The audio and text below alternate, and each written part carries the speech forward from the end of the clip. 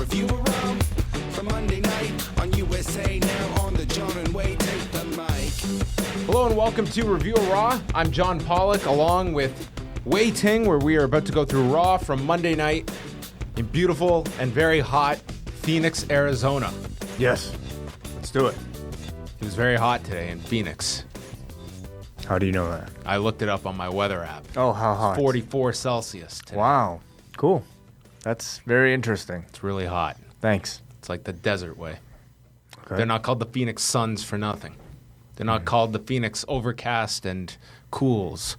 Yeah. You ready to chat about Raw? Yeah, I think I was ready a minute ago. Well, that's impossible. All right, let's go. Monday Night Way. We were coming out of Money in the Bank, and, you know, you have those iconic moments when a guy wins his first championship, and you have that moment that really defines your progression into a superstar. And tonight, we started the show off with a cab pulling up to the arena, and out came Dean Ambrose, who almost forgot his newly won WWE title in the back seat of this cab, which I do believe was a cab and not an Uber. No, it was yellow, so yeah. Supporting the old technology. And this is our new champion, Dean Ambrose. This was our first introduction to the television viewing audience that maybe missed Money in the Bank. Here is your new champion, who just hailed a cab to the arena. Well, it's his character. He wouldn't be riding in a limo. No, he would not. And maybe that is his character. You're right. Yeah, he's this kind of very sloppy, crazy man. Yep. Who wouldn't be riding in a limo. He wouldn't even be riding in an Uber. He probably wouldn't know how to download the app. He's too crazy. I couldn't imagine this guy with a cell phone. Like, what apps would he have? He's certainly not a Candy Crush guy. The weather app, maybe. Maybe. He wore a leather jacket, though, so I don't know if he was that aware. Yeah, maybe he would have to have a burner phone. I think that would suit him. Sure. Yeah. We have the new stage set up for the next month. We're going to have podiums for Raw and SmackDown to keep it in the back of your mind that a draft is coming up next month, of course, with the announcement of the draft, July the 19th. So some nice decoration to the set of Raw. Yeah. Sure. Ambrose came out to start the show. Was not overwhelmingly big reaction coming out, I didn't feel. He got in and stood in the middle, and the crowd did start chanting, "You deserve it," at Dean. And he mentions the Cleveland Cavaliers winning the NBA championship, and this got booed by what I presume were numerous Phoenix Suns fans. And he said, "I don't like those guys anyway."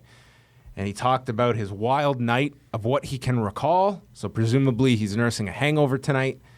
He mentioned a cab running over his foot, and he said that hard work does pay off, and said, in Reigns and Rollins, you have the man and the guy, and asks if that makes him the dude. And the crowd started chanting dude. Yeah.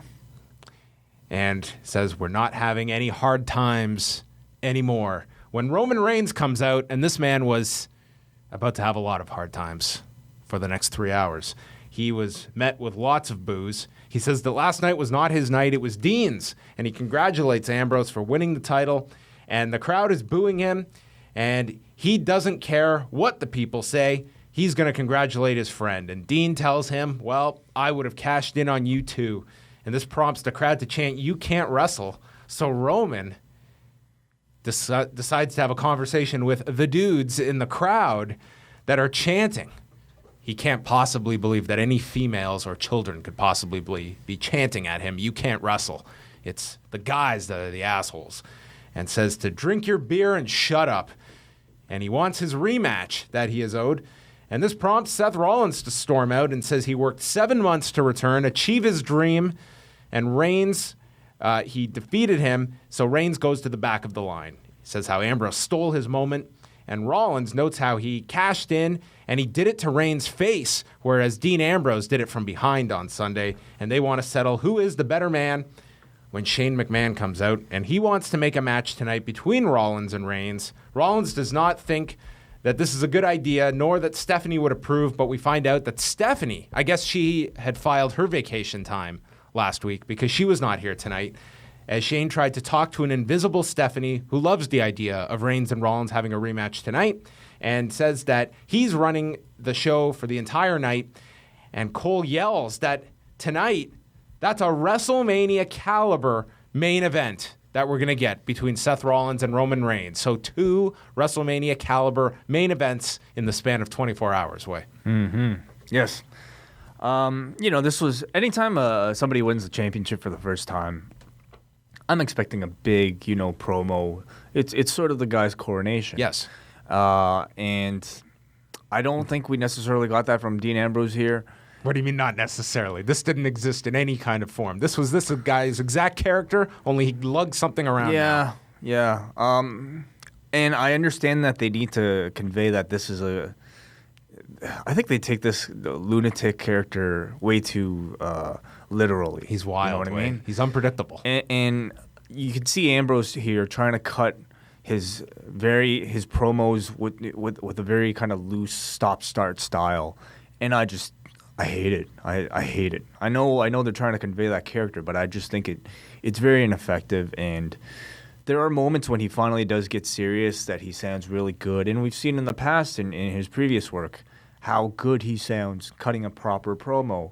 But those are so few and far between at this point that even when he does get serious, it's such a contrast to what we're used to, where so much of what he says is just meant to be wild and out there. And I was really hoping tonight's show would see a departure from that and Dean Ambrose positioned a bit differently. And I saw nothing different in Dean Ambrose. Yeah, unfortunately. But, I think when he gets serious, he's really good. So I hope to see more of that Dean Ambrose instead of kind of the whole lunatic thing played up too much. So the rematch from Money in the Bank is made for later on tonight, and we saw photos of Triple H congratulating the Cleveland Cavaliers and LeBron James wearing an Ultimate Warrior t-shirt. I mean, these Cleveland Cavaliers were sponsored by WWF bygone eras. It was amazing. Ultimate Warrior, Steve Austin. No Hogan shirts. No, there were no Hogan shirts. No. Who wore the Austin shirt? Kevin, actually. What? I can't say. Why not? Why can't you say it? Maybe that question will arise later on. Oh, you mean in a more organic form. For a free t-shirt. Okay. Maybe you can get a knockoff Austin 316 shirt if you can identify that player. Maybe if you watch the television version of Review of Raw. Gotcha. Maybe. Each and every week, it's your chance to win a t-shirt from ProWrestlingTees.com. Simply answer the trivia question and tweet @LawRadio for your chance to win each and every Thursday.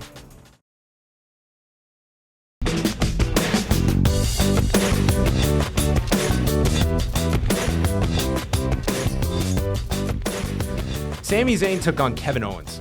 Owens is limping to the ring, selling the effects of the Money in the Bank ladder match. Zayn's left arm is taped up. Zayn hit a moonsault off the barricade to the floor, and then they went over the barricade. And Cole said they are fighting into the WWE Universe, which sounds so mythical when you just hear that description and how wild it sounds when it's really going over a barricade to more cement as it is unpadded from the padded floor they were previously on. I will be leaving my seat to go to the bathroom through the WWE Universe. Been sucked into the vortex of the universe, and now they're back. Owens attacked his ribs with a senton. Zayn then hit a tope con hero to the floor. Owens then landed a big super kick in the ring, got a 2 count. Zayn blocked a package pile driver, hit a dragon suplex. Pop-up powerbomb gets reversed by Zayn into a roll-up, and Zayn gets the win on Kevin Owens. And then Owens is attacking him on the ramp. They're going back and forth. Officials are separating them. We come back from commercial. Actually, first of all, before we talk about this brawl, what did you think of the match? This match? Yeah, it was about 8 minutes or so.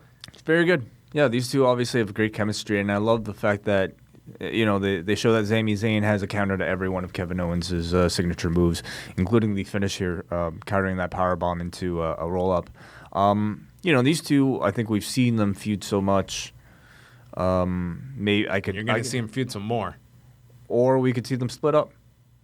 I got from this that they're going to do one, whether it's a final blow-off and they go to different brands or something, it feels like this is going to continue. Because when I saw these two come out and we're just going to have this singles match, these two have such a feud that I think that when they have a match, it should mean something. It shouldn't just be, well, we need a match on Raw. But the fact that this is progressing into something to continue, I didn't mind this because the brawl continued backstage and the agents were getting involved. You saw Road Dogg and Fit Finlay breaking them up. And Byron says, maybe these two are destined to fight forever, which to me signifies that this is coming to an end fairly soon. And then Cole suggests maybe they'll be drafted to 2 different shows. So possibly maybe Battleground, we get some big stip match with these two. And they do go to separate brands, and you wind this one down. They talk about the various headlines of the draft announcement, which they are treating as breaking news, even though when this brand split was first announced by Variety weeks and weeks ago, they listed a draft in that first story weeks ago. But now this is brand new news again. And it was hilarious because Variety, in covering this, in the first paragraph way to talk about the severity of this brand split, to throw out the hypothetical of what this could mean, they used these 2 examples of contrast. They said, Apollo Crews could end up on Raw and Big Show could be on SmackDown. Can you imagine the stakes? I just love that those are the 2 characters of everyone we are going to pick. Those are the 2 we are going to talk about could be split. Which one do I watch? I don't know. I'm an Apollo fan, I'm a Big Show fan, and now I got to watch both shows. So after that, they went through all their various headlines. Byron says it's like the WWE is going under a, quote, extreme makeover. Okay. What will the face of the WWE look like after? Then John Laurinaitis came out. I guess he was backstage at this show, being that they were in Phoenix, and was in a red suit with white shoes. And JBL called him the Patriarch of Belleville. Our first kind of on-screen acknowledgement of Mr. Laurinaitis marrying into the family. Non-total divas acknowledgement, I guess. Total Bellas. Yes. And Laurinaitis, this was just a time kill. He was here to say he was the best general manager of both shows. Shane comes out asking what he's doing out here. Laurinaitis makes his pitch to be a general manager again, and Shane says that will never happen. He's a corporate yes man, and Shane says that someone that represents change will be running SmackDown, and Shane tells him to leave, and that was it for John Laurinaitis. I think it just continues the gimmick that we've been seeing in the weeks ahead, and it just reminds you that, hey, this is coming. Enzo and Cass then came out, and Enzo and Shane danced around. Shane was giving high fives, and Enzo called Johnny Laryngitis, and he has a new baseball jersey with 0 dimes written on the back. Cass refers to Laurinaitis as being a dynamic dude, and in the new era, there is one word to describe him. Big Cass and Enzo took on the Vaudevillains, a very short match. There was a hot tag to Cass. He hit the Empire Elbow. A big boot sent Gotch off the apron and then tagged Enzo. And now the rocket launcher has been renamed the Bada Boom Shakalaka. No. I cannot wait to hear Mauro Ranallo call this each week on SmackDown. Yeah. The Bada Boom Shakalaka. When I heard Michael Cole call this on Sunday night, this is the goofiest finish he's got to call. Yeah. And they won in 251 with Enzo pinning Aiden English. And the poor Vaudevillains, they are, I think, honestly, descending into obscurity. I mean, they've accomplished a lot more than I ever thought when they first debuted. I thought they'd be forgotten, but they've had multiple championship matches. They've done pretty well, I'd say.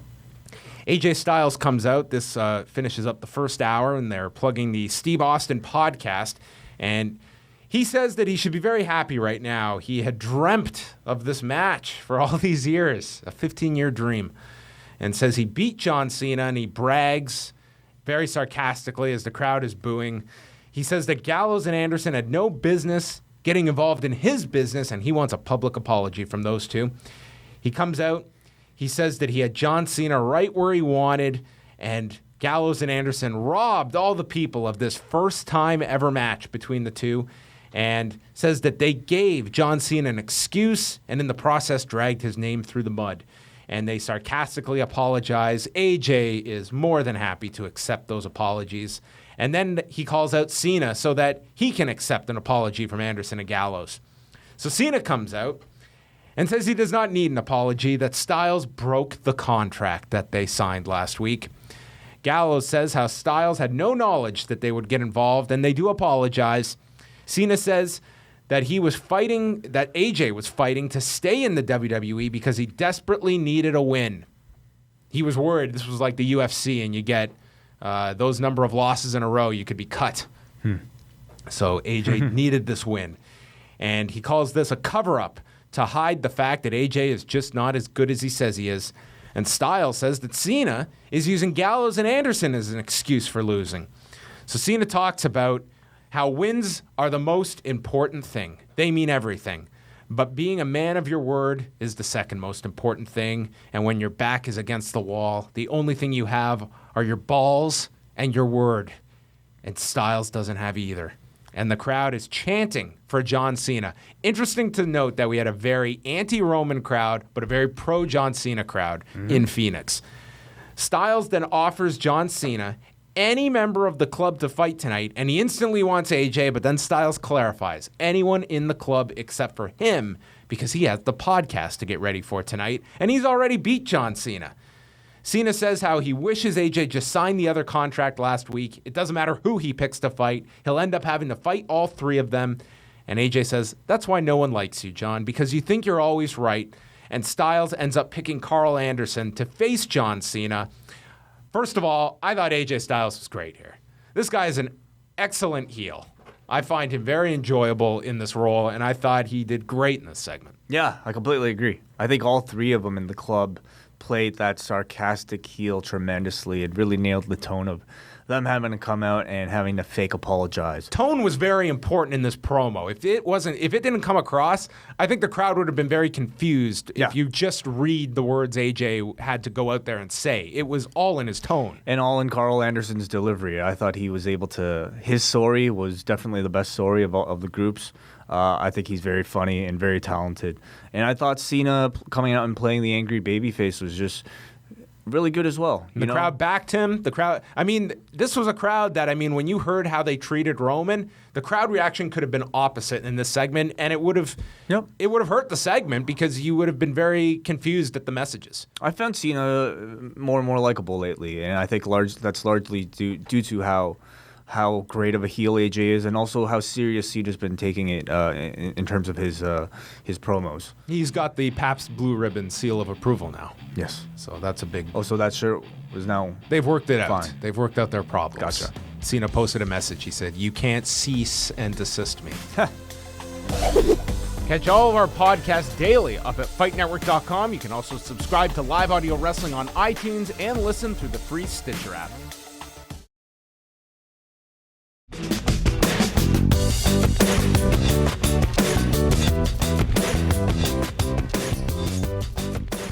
Cena took on Karl Anderson. This, they noted, was John Cena's first match on Raw since December. And Cena went for the AA, and Styles and Gallows ran in. This was 2:23, quick DQ. They stomped down Cena. They hit Cena with the Magic Killer, and then AJ hit him with the Styles Clash, as Cole says that Styles has no guts, and left John Cena laying. Yeah, essentially a squash until the club run into cause the DQ. But it's a good way to keep the program going, and I could see Cena bringing in some new talent to help even out his side. Maybe he'll enlist his old pals Crime Time. I doubt it. Remember when they were running wild? Spray painting cars, feuding with JBL. Who, if Cena had to pick two other guys, who do you think would be good candidates? He can't really pick the Usos like he had in the past. He kind of had a thing with the New Day, but they seem to be busy. The New Day is, I guess, preoccupied because they were the natural if you were going to continue that tag feud, but I guess you're not now. Maybe Enzo and Cass. That's a good one. Maybe they'll get involved with John. JoJo is backstage with Seth Rollins, and he says that he proved last night he was the best, and Reigns never deserved to be champion in the first place. Ambrose also proved that he was a cockroach and a thief, and he has to prove himself again. He'll prove he was the best member of the Shield later tonight. Then we got a close-up on the Little Caesars seat upgrade winners. So congratulations to them. Yeah. Nice. We don't have Little Caesars in Canada, do we? I think we do. We do. Yeah. But few locations, though. Well, they're little. Renee is with Becky Lynch backstage. She brings up how yet another friend has turned on her and says she is cursed. And it's not until she started to list this that you realize how unpopular this woman has been in a year. Paige, Charlotte, and now Natalya have all turned on her and says she values her integrity and sportsmanship and is not even going to try and figure out why all these girls do what they do. She's not making excuses for anyone anymore, and then gets jumped from behind by Natalya. This is like that old saying where it's like, happens once, it's like, that's unfortunate. Once it happens regularly, maybe you're the problem. Maybe you're the jerk friend. Yeah. She just she always seems to be in the middle of these heel. She's turns. Sting. She's Sting now. Oh, she's way Sting. too trusting of the heels. And then the heels are the heels. They turn on you. Mm-hmm. So she gets attacked from behind by Natalya. And she says for the first time in years, Natalya, that is going to take care of herself. I thought the turn was really well done on Sunday night. I thought it was good. And I thought it did make sense. It really, I really didn't see it coming because I think Natalya is just such a natural babyface. It feels like the transition would be really awkward, but I think her, what I think she excels at that might work as a heel is just how aggressive she can be in ring. And I think playing as a heel, the attack was great on Sunday. Yeah, I think her attacks look really good, and I think this will allow her to work a more aggressive and dominant style in the ring, which I think she'd be perfect for. Zack Ryder took on Baron Corbin. Cole says that Corbin wrapped up his rivalry with Dolph Ziggler. So maybe they signed a document that it is complete. It is done. Dolph has conceded. There were crickets that you could hear in this arena when this match began. Ryder hit forearms. He went for the broski boot, and Corbin rolled to the floor. Ryder then hit a drop kick off the apron, landing on the floor. That's great for his hip. There was the elbow drop. Corbin then slid to the floor off an Irish whip and returned with a clothesline. Ryder then slingshot himself into a forearm, and Corbin hit the end of days, pinning him at 3 minutes and 3 seconds, and JBL proclaimed that Baron Corbin will be a future world champion. It's a little too early to make a statement like that, especially coming off of a less than stellar feud against Dolph Ziggler. No, JBL is planting his flag on Baron Corbin's title reign to come. Yeah, I thought this was a decent little TV match. I thought last night at the pay-per-view, though, he definitely still needs a lot of work. You know, getting a "This is boring" chant on a pay-per-view, I don't think is a good look. Have you followed this phenomenon about his belly button? No, what's going on? It's gross. It's all you can watch now. Because he's got, like, his stomach, when he breathes out now, like his belly button, it goes into this horizontal line. Huh? Watch his belly button next time. And watch when he, like, exhales, okay? Just go on Twitter and look up Baron Corbin belly button, and there's like all these screen grabs now of this thing, and it's all you can pay attention to now. I need to see this. All right. Oh, okay, so it's just kind of yeah, I see it. It's just really weird. It's just his gut is kind of yeah, it's just up. like it's the skin that's like folding together, and it makes like what's the big deal? It's like a mouth. Come on, he's got a bit of okay, you flab. try and watch now without paying attention to it for 98%. Oh, now of I the match. can. Now it's like a face, talking to me. His All belly right, button. well, we don't have time to dissect this. Oh man. You can check out The Law's YouTube channel at youtube.com/liveaudiowrestling. Subscribe for all of your free videos, including Ask Away, interviews, and much more.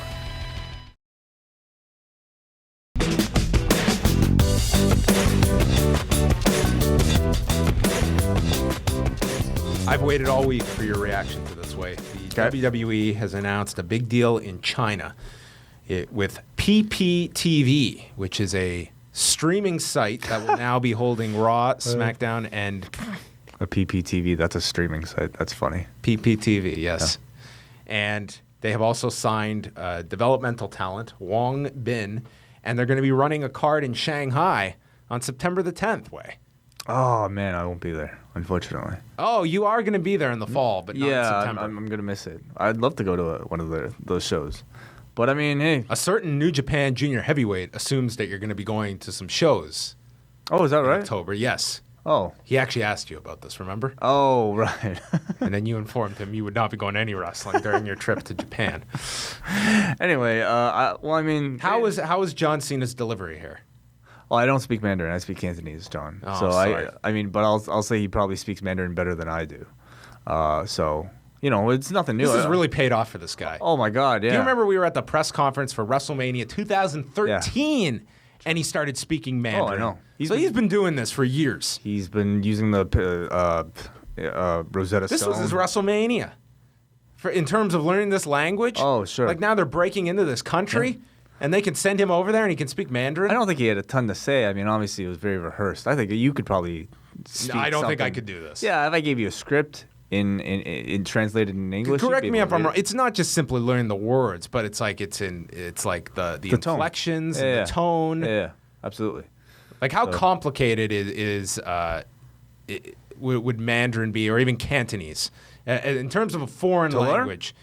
I mean, To learn? French I would consider a rather simple yeah. language to learn. It's much more simple than English. Still very complicated, but yeah, the transition would be much more easier to learn. What is the one of language those- that your mom was learning that you were talking about that was very complicated? Wasn't she What? learning a language you told me, and it was very complicated? I don't remember that. I'm probably confusing someone else's mom that was learning a language. Yeah, but yeah, it's tough. But I mean, I think if I gave you a script to learn, you'd be able to pick it up within a day. I doubt that. But yeah, John Cena though, I know the guy's been learning or Mandarin for a long time, and I was hoping we'd get a Raw in Mandarin and we could watch it, or at least you could watch it. But now I learned you don't even speak Mandarin. No, I don't. Sorry. But I think anytime a non-Chinese person takes the effort to speak or to learn anything in Chinese, so like all those like dudes out there like dating like Asian chicks, just learn a bit of Chinese and you'll be in with the parents. All right. Well, That's interesting info from Wei Ting. Yeah. There was a Wyatt's video. This was essentially the greatest hits of their vignettes over the years, going back to when they first debuted, and they would be returning later tonight. No Luke Harper. No, he's still hurt. Renee is with Paige backstage. She goes to discuss her match with Charlotte, and she's looking all mad at Renee, who is watching Charlotte and Dana in the corner on their phone. And Charlotte says when PCB split, she went to the top of the division, and Paige sunk like the Titanic. And then Dana yells, "Timber!" And Paige immediately says, "Timber is a tree," and pats her on the head when they're referring to her fall to the Titanic sinking. So Dana is just supposed to play an idiot, right? Well, that's the how she came character? across here, yes. Yeah. And then Paige doing the Dana's own pat on the top of the head, and says that she will win tonight, and it will all fall on top of her. And this actually made sense that Paige won this match last week and gets a title match this week. Yeah, it does. What happened to Paige last night? Paige there were these photos that surfaced, and from there, what it turns out to be, if you go, Ryan Satin reported this at Pro Wrestling Sheet, was that she got detained by some officers, and then they took her to a medical facility. And the reason is unknown. Okay. But when the police were contacted under HIPAA laws, they couldn't even identify that it was identify the name of who this was. Right. But other people had But it confirmed was her. stemming from some type of public argument? She was not arrested, though, and Right. it just seems like there was some issue, and she was taken to a medical facility. That sounds like what it was, and that was about it. Didn't And she seem was like- here. If it was anything serious, she wouldn't have been here. Yeah, it didn't seem like there was much more to it. Sasha then, I totally skipped the match. Dana comes out with Charlotte. The match begins, and Dana pulls Charlotte to the floor early on. Paige then attacks Brooke, and Charlotte attacks her on the floor as they go through the break. There was a series of kicks to the chest by Paige and a running knee for a 2 count. Paige went for a superplex that got blocked, and she got dropped, and then Charlotte hit a moonsault off the top for a 2 count. Paige went for a crucifix, which essentially the same finish of the Apollo Sheamus match the night prior, but this time Charlotte kicked out. Figure 8 was hit with an inside cradle by Paige, and then she hit the Rampage. Dana blatantly put the bottom rope, or put the leg onto the bottom rope. She really screwed up. Like, she was supposed to... There's a subtle way to do that spot, and it was awful here. Well, what happened was she tried to grab the foot to put on the ropes, but she slipped. She drops the foot. So the count is now at 2, and she can't leave the foot on the ropes and then leave it, and hide. So she had to get it up there, hold the foot to the bottom of the rope to show the ref, hey, look, her foot's on the bottom of the rope.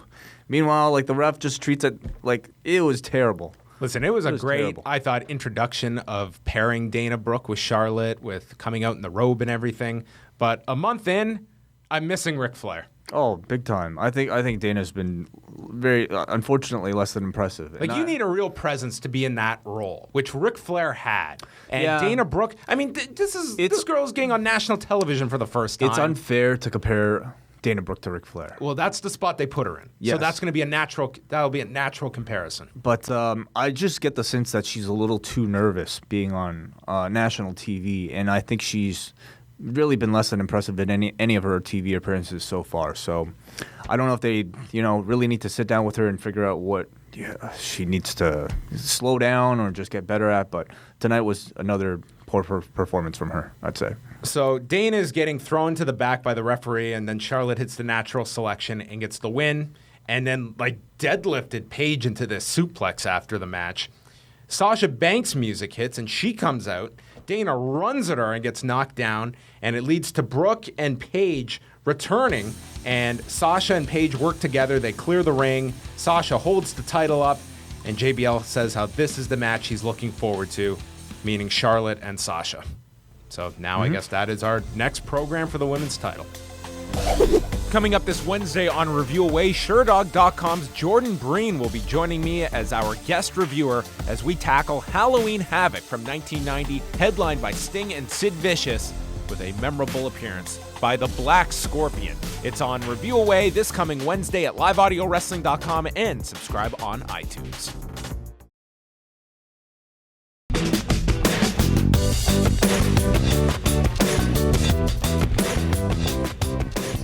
JoJo, who had a very busy night, was next with Roman Reigns backstage and says how Rollins proved he was really good last night. He isn't proving anything tonight other than he's the guy that will beat Seth Rollins. Wonderful time well spent on this program to learn about how Reigns plans to win tonight's match. Bray, Eric Rowan, and Braun Strowman were on the screen stating that we're here. And after the break, they came out. There was a welcome back chant. We were waiting to find out, are they heels or baby faces? Because Bray had left as a baby face, and now we learn he is back to being a heel. He says that they have been locked away and punished. Seems like quite the break they've had. And says the Wyatts are as strong as they have ever been and get interrupted by the New Day. And they come out. Xavier says that they've been talking for too long and need to cut it.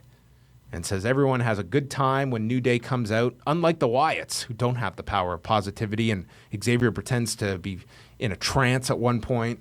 And Bray says their future is New Day Falls and tells them to run. And we cut to black. Yeah, the pairing of these two teams, I think, is very interesting. You really have two factions that are at the complete opposite ends in terms of serious versus the comedy team. So I think the interactions between the two seem promising on paper. Tonight, it was interesting. I thought Bray's promo tonight sounded much more simple, much more grounded, and more easily digestible. At the same time, him doing a New Day catchphrase is maybe a little too far off character. Woods here playing that some type of that possessed gimmick, I think will probably lead to a bit more in the future. They didn't really resolve that tonight. Oh, wow. Maybe it'll be somehow he'll end up in the woods. Oh, the Wyatts. Wow. Good one. Nice. We got the Bob Backlund, Darren Young segment of the week, the encore presentation. How long has this been? Like 2 months now? It's been, 6 weeks. Okay. There is no sign of these are the only vignettes way that I might be in the minority. I like them too. I like them. Yeah, I like them too. And it's the one. They never make me laugh out loud though. No, you're right. I'll just but they're they're amusing. I just like these two playing off each other, and it's not. Yeah. It's because it's not smooth that I find it, and it's a series of vignettes that I don't want to ever lead to a debut. I don't want to see this guy ever return to the ring. I could do these for a year. I would. Okay, sure. Yeah, I wouldn't. The day I see disagree. coming soon at the end of, or coming next week at the end of one of these, I'll be like, it's done. I wouldn't really disagree, but like I've said in previous weeks, I want to see these two do more outside of the two boxes. Like I like to see them actually. Well, if they're gonna do a year things. way, they'll slowly venture out. I want to see what did Backlund say today? Darren Young to do. I skipped it because I watched it last week. Oh, He was okay. talking about people you should get advice from. Right. Okay. Lana introduces Rusev, and now, of course, introducing him as not just a U.S. champion, but also her fiance. Yeah, I know. It'll be a big deal this season on Total Divas Way, a wedding coming. I think we should get a wedding on Raw or SmackDown. Yeah, a matchka made in heaven. Whoa, nice. That's great. Rusev and Lana will also be on ESPN tomorrow night with Jonathan Coachman. Great. This is the first time I've actually wanted to see one of Has these. there ever been? Do you really? Not really. But Rusev Has there and ever been Lana- anything that's ever been said of note on one of these Jonathan Coachman ESPN interviews? When Daniel Bryan retired and he talked about his concussion. Yeah. Okay. That one was stuff. good. I doubt we'll get the same severity. Yeah. I wonder if he'll dive into the Jerry Lawler arrest. I don't know. Renee is backstage with Titus O'Neil. He's been granted a match tonight with Rusev and says tonight is not about wins, losses, or titles. It's about Rusev disrespecting him and his kids, and will send his own message tonight, and yelled, "Don't you ever disrespect me or my family," as the microphone was cutting out from his volume and his anger. So Rusev and Titus O'Neil was scheduled to take place, and it ended up just being this big brawl. And they had a lot of intensity here in this brawl. I mean, they went back and forth. There was a big boot by Titus. He constantly drove Rusev into a barricade. Titus was sent into the post. It looked like they were going to get sucked into the universe. Titus tossed him back into the barricade, clotheslined him over, and then Rusev actually did retreat into the crowd. So the match never began. So this feud is going to continue. They got a lot of TV time, Sean. Okay, and Rusev, I guess, doesn't really have many other people to move on to. But I'll say I thought this was a really good angle. Just remember, folks, we are in a place where we need to pair these two together because of the depth, and we're going to split these rosters in half. Yeah. Titus, though, I think is also a guy that they probably wanted to push for a while. Well, it was a one-sided beating at the pay-per-view, so Yeah. a hell of a way to kickstart this feud. But I think tonight, though, was some good character development for Titus that I really They did have a good brawl. Yeah, that I really hadn't seen in a long time. I think Titus, for a while now, we know that he's been a great father, but That's all we know about That's him. all we know. This man is a great father. Father of the Year. He wins awards for being a great father, but that's never been exemplified on Unfortunately, camera. he grabbed someone else's father, too, and that turned out to be an issue. Oh, that's right. Anyway, so it's never been exemplified in his character. In fact, his character is just, I don't think has really ever been defined. He's millions of dollars. Does he have millions of dollars? I don't know. I don't know anything about it. He just loves saying that, and I don't really know much else about him. But now I know, this guy actually has kids, and he really hates it when you mess with his kids. And I thought the aggression he showed was made him stand out tonight, and I thought it was He did get his finally kids good seats at the pay-per-view, so great father. Yeah, and that's clearly. without a WrestleMania payoff this year. Wow. The Miz and Maurice are on Facebook checking in with the IC title and a dog, and they're talking about how they like to eat with the common people on the set, and this PA brings them a plate of food, and Miz knocks it over and yells that he wanted quail because of the protein that is found in quail. And then as he's yelling, they pan over to the entire crew that is sitting there in silence, and Maurice fires the guy. And then they cut back to the crew, and one dude is just about to burst out laughing at this. Yeah. This was funny. I thought it was just an excuse to kind of get cameos for the entire crew. But Miz is very funny. These kind of drag a little, though. I think they could use a bit of a time limit on maybe an Instagram This video. thing was 2 minutes. I know, it's too long. Yeah. Maybe an Instagram video. A Vine. Yeah. Shane walks into his own office, and Chris Jericho is standing there. He says how Shane hasn't liked him for 15 years. So I guess they got along for 2 years, and then there was some kind of falling out.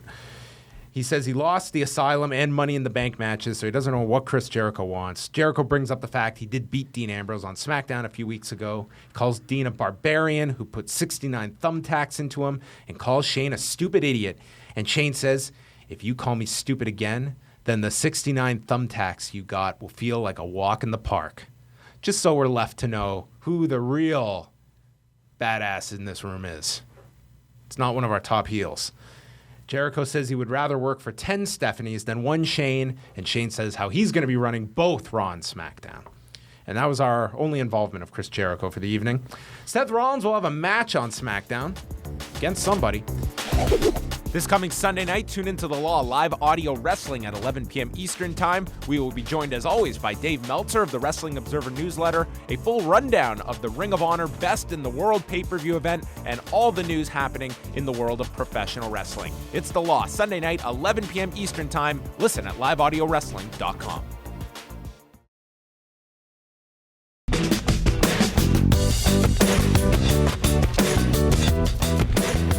Dean Ambrose is then on commentary for the main event as Seth Rollins and Roman Reigns finished off the show. Ambrose says this isn't like the NBA where you win a championship and then get a vacation. There were big "you can't wrestle" chants directed at Reigns. They go to fight by the announce desk with... Why do people still chant that? It's just a chant. When was the last time he's had that bad of a match? A really bad match. Yeah. I mean, he gets bad reactions, but his matches are typically, especially his pay-per-view matches, they've been great for a long time. Usually really good. Yeah. So, I mean, I think he's just fallen in. People don't like him. Yes, the character might not be that great. The promos might not be that great, but I think by this point, you can respect the guy for his in-ring ability, or at least some level of it. They fight by the announce desk. Reigns runs Rollins into it. Back into the ring, Rollins hits a blockbuster. Ambrose, on commentary here, it was like he was cutting promos by himself, and he was just power talking over Cole. And then Cole tried to turn it into an interview, and it was very awkward, I found, with Dean Ambrose on commentary. And he kind of relaxed later to the second half of the match, but the beginning was just, these guys were tripping all over each other, and it was just not working for me. Mm-hmm. Hardly Kevin Owens here on commentary. Rollins missed a flying knee off the apron and ran into a big boot. I mean, this guy is... he is testing the hell out of this knee to make, like, the stuff he does just in this match alone on TV. I mean, he's just pushing this knee to the extreme, I feel. Then we had the crowd that got into this big striking exchange between the two. There was a Superman punch that got stopped with a kick. The pedigree was blocked. Then Rollins jumped off the second rope and spun into a Superman punch for a near fall, which looked good. There was a spear, and Rollins stopped him with a kick into the head and then hit a springboard knee. He missed with a frog splash. Then he's laying on the apron. Reigns hits the drive-by, and then they go on to the Spanish announce desk. Rollins crawls out from under him, hits an enziguri, and then Reigns tackles Rollins onto the desk. And I don't know if the goal was to get him up and they destroy the desk, because this was going to be the finish. They end up getting counted out. They can't make it into the ring. The crowd boos the finish. And then Shane McMahon comes out afterwards and says that we need a number one contender for Battleground. Dean Ambrose gets in the ring and says he'll fight both in the same night. And Shane announces, well, what a waste of a whole episode. We're going to do a triple threat at Battleground. I wish you said that at the beginning of the show. This would have saved us some time. So Ambrose holds the title up in front of both men. He hits Reigns with the dirty deeds. As he goes to leave, Rollins is standing over top Reigns, and Ambrose returns, hitting the dirty deeds to Rollins. And we got one of the earlier endings to Raw. This thing went like 3 minutes after the hour. You got enough time to turn over to that podcast. Yeah, they were right on time for the AJ Styles podcast. So that concluded Raw. Very good match, I thought, this main event. And, you know, the conclusion, I think, is something that we all expected, a triple threat between the former Shield members. Tonight's episode was just, you know, a way to get there. Yeah, I thought this was a Raw that... Yeah. It wasn't, to me, this was a show that should have been designed for Dean Ambrose. Dean Ambrose did not feel like the WWE champion on night one. So they've certainly, I mean, look at how this guy has been handled for the majority of this year. Yep. This is not an era where you simply put the title on a guy and he's suddenly this gigantic star as a result of it. They're going to have to work. And it didn't feel like the top guy holding the title tonight. I think Dean certainly has enough fan support, especially stemming from, you know, a great run earlier this year, to the point now where fans are still genuinely happy to see him with the championship and not Roman Reigns. But he certainly cooled down in the months previous in the Jericho feud. So I definitely want to see more development from him. It's going to be interesting how they build up this pay-per-view because everything's going to be focused on that draft, which is the SmackDown before Battleground. So you have so much focus on that day and I guess wrapping up programs for Battleground and whether you split up the Shield. I think that's one idea you can do. But if you are going to do that storyline that they're going to go their separate ways after this match, you won't know that until the final TV before the pay-per-view. So it's not something you can really build up in advance. Yeah. So that is going to wrap up the show. That was Raw from Phoenix, Arizona, the very, very hot climate of Phoenix. But coming up later this week, we will have Review Away, which you are going to no-show. I was not invited this week. Wow. You can actually make it. It's on Wednesday. Well, I'll check my schedule. All right. Well, we're going to be reviewing Halloween Havoc 1990. We're going to be joined by SureDog.com's Jordan Breen to review Halloween Havoc, headlined by Sting and Sid Vicious, with a big appearance by the Black Scorpion, or so we think. Sting. This is an exciting event to review from Chicago, Illinois. So that's coming up Wednesday morning at liveaudiowrestling.com. You can also subscribe on iTunes, and you can catch this show every Tuesday at 11 a.m. and 7 p.m. Eastern Time. So that is all for us. He is Wei Ting. I am John Pollock, and thank you for watching Review a Raw.